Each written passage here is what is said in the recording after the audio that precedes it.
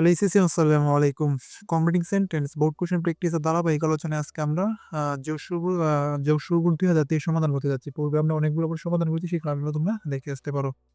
এবং আমরা প্রথম থেকে শেষ পর্যন্ত একদম বাংলা অর্থ সহ ভেঙে ভেঙে কোনটা কিসের জন্য হয়েছে, কোন রুলস এর মধ্যে পড়েছে সে একদম বিস্তারিত আলোচনা করব।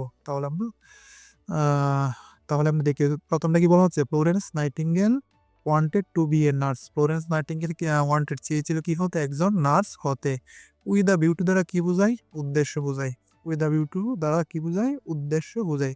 তাহলে কয়েকটা ফ্রেজ ছিল না, we the beauty, would you mind, addicted to, look forward to. এরপরে কি বার্বের সাথে আইএনজি দিয়ে অর্থ করতে হয়। আচ্ছা, তোমরা একটা কাজ করতে পারো, আই বাটনে ক্লিক করে, এই যে কর্নার আই বাটনে ক্লিক করে আগে মেইন ক্লাসটা দেখে আসো। মাত্র 10টা রুলসের মাধ্যমে কম্পিটিশন সেন্টেন্স একদম শেষ করা হয়েছে। ইনশাআল্লাহ যদি তুমি সেই ক্লাসটা দেখো, কম্পিটিশন সেন্টেন্স ইনশাআল্লাহ তুমি ইজিলি সমাধান করতে পারবা। তাহলে কি গো, আগে সেই ক্লাসটা দেখে আসো।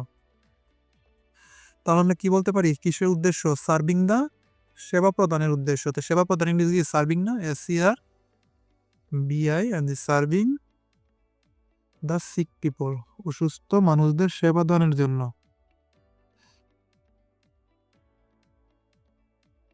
তাহলে সে একজন নার্স হতে চেয়েছিল কিসের জন্য, অসুস্থ মানুষের সেবা করার জন্য। আচ্ছা, if I had the wings of a bird, if I had the wings of a bird, আমার যদি পাখির মতো কি থাকতো, ডানা থাকতো। তাহলে ইফ যুক্ত বাক্য কি বলে, কন্ডিশনাল বাক্য বলে না। ইফ যুক্ত বাক্যকে কন্ডিশনাল বাক্য বলতে। কন্ডিশনাল বাক্য কত প্রকার, কন্ডিশনাল বাক্য 3 প্রকার, first conditional, second conditional, third conditional.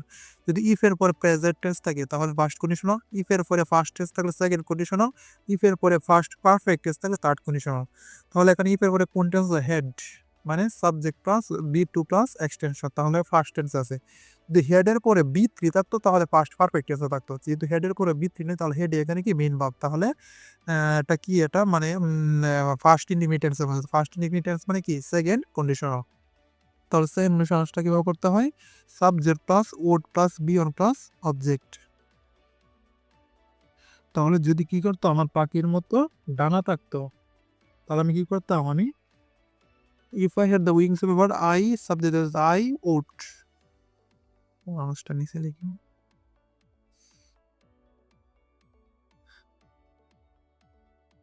I would fly in the sky.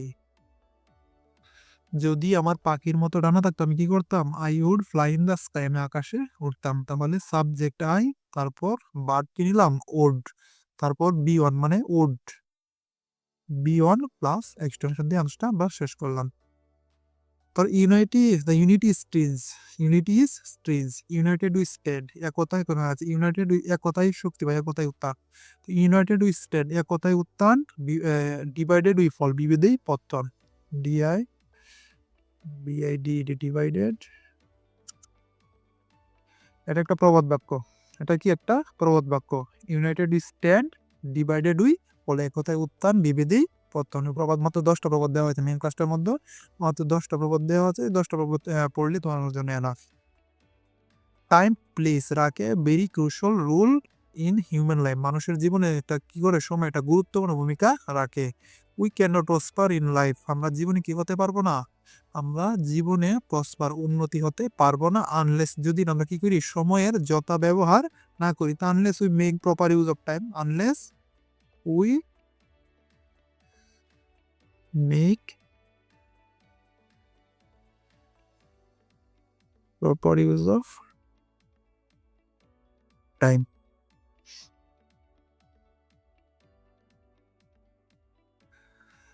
তাইলে সময় যেহেতু জীবনে একটা গুরুত্বপূর্ণ ভূমিকা পালন করে, আমরা জীবনে কি হতে, we can not prosper in life, জীবনে আমরা সমৃদ্ধি হতে বা জীবনে আমরা সফল হতে পারবো না, আনলেস যদি আমরা কি না করি, we make proper use of time.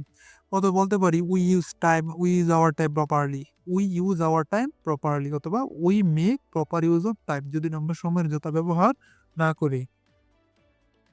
হোয়েনেভার my uncle comes to my house, whenever যখনই আমার আঙ্কেল কি করে, আমার বাসায় আসে, হি ড্যাশ আছে কি পরে বাক্যটা আমরা দেখি, I have never seen him, আমি তাকে কখনো দেখি নাই, coming to our house empty handed, মানে যখনই আমার আঙ্কেল আসে অবশ্যই কি কোনো কিছু নিয়ে আসে, কারণ আমি তাকে কি খালি হাতে আসতে দেখি নাই। তাহলে নিয়ে আসার ইংরেজি ব্রিং না, he he brings, BRINGS, he brings something. তাহলে দেখো he brings something, he subject এবং ব্রিং এস দিয়েছি নো সাবজেক্ট সিঙ্গুলার ভার্বের সাথে এস দিয়েছি। তাহলে হি ব্রিংস, ব্রিংস মানে কি নিয়ে আসে, সামথিং কোনো কিছু নিয়ে আসে। তাহলে হোয়েনেভার my uncle comes to my house, যখনই আমার আঙ্কেল কি আমার বাসায় আসে, হি ব্রিংস সামথিং, সে কোনো কিছু নিয়ে আসে। I have never seen him coming to our house empty handed, কারণ আমি তাকে কি খালি হাতে আমার বাসায় আসতে কখনো দেখি নাই। ইট ইজ হাই টাইম, এটাই উপযুক্ত সময়। ইউ ড্যাশ, আচ্ছা it is detrimental to health, এটা স্বাস্থ্যের জন্য ক্ষতিকর। আচ্ছা it is high time, it is high time ওটা কি ছিল, it is time, it is high time আমার সাবজেক্ট, তাহলে কি করতে হয়, বি টু নিয়ে আনস করতে হয়। তাহলে কি বলতো, it is high time you give, না গিভ হবে, ইউ গিভ আপ, ত্যাগ করা, কি ত্যাগ করা, smoking. It is high time, এটাই উপযুক্ত সময়, ইউ গিভ আপ, সরি এখানে গিভ আপ স্মোকিং, এটা উপযুক্ত সময় তোমার ধূমপান ত্যাগ করা, কিসের জন্য, it is detrimental to health, এটা স্বাস্থ্যের জন্য ক্ষতিকর। The box is very heavy, বক্সটা কি তা খুব ভারী। আর ইউ স্ট্রং এনাফ, তুমি কি যথেষ্ট পরিমাণে শক্তিশালী, এনাফ টু ক্যারি ইট, আমরা বলতে পারি এনাফ টু ইট। তাহলে আর ইউ এনাফের সাথে কি হয়, টু হয়, enough to, enough to, enough to carry it, মানে যেহেতু বক্সটা অনেক ভারী, are you strong enough to carry it, তুমি এটাকে বহন করার মতো যথেষ্ট শক্তিমান। John is fond of reading, John কি বই পড়তে খুব অনুরাগী বা সে বই পড়তে খুব ভালোবাসে।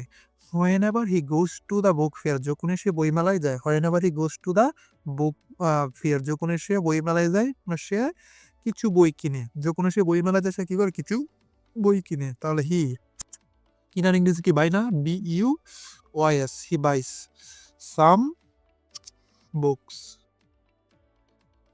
তো যখনই সে বই মেলায় যায় সে কি করে, কিছু বই সে কিনে।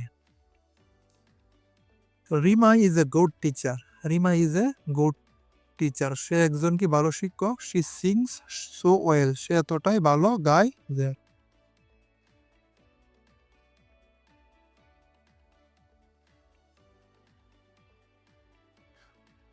এখানে সিঙ্গার হবে,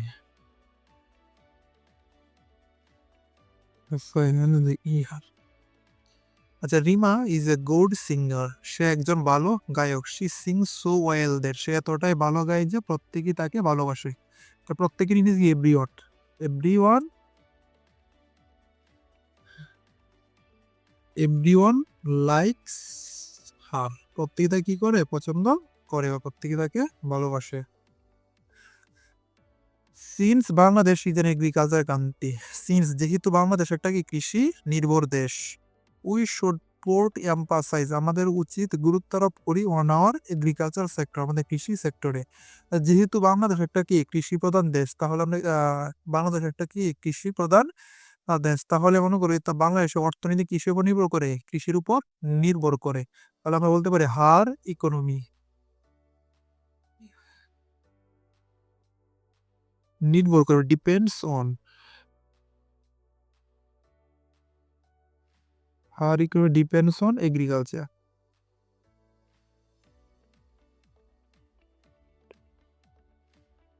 এগ্রিকালচার, যেহেতু বাংলাদেশ একটা কি কৃষি প্রধান দেশ, তাহলে হার আছে এখানে তুমি ইটস নিতে পারো, আছে অথবা দেশের প্রণয়ন, মানে দেশের প্রণয়ন হিসেবে কি হার ব্যবহার করা যায়, দেশের প্রণয়ন কি হয়, হার হয়, তো বাংলাদেশের প্রণয়ন আমরা কি ব্যবহার করলাম, হার।